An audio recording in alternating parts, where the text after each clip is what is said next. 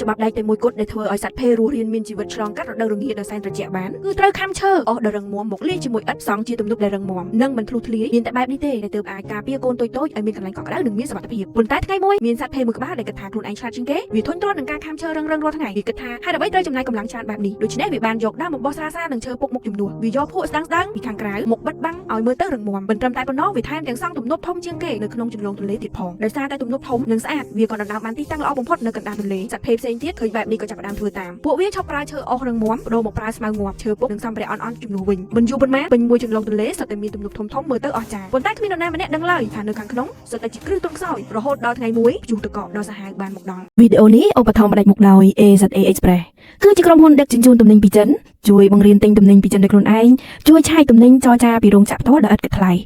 បងប្អូនអាចតាក់ទងតាមរយៈ Facebook Page ឬ Telegram QR Code ខាងលើបាន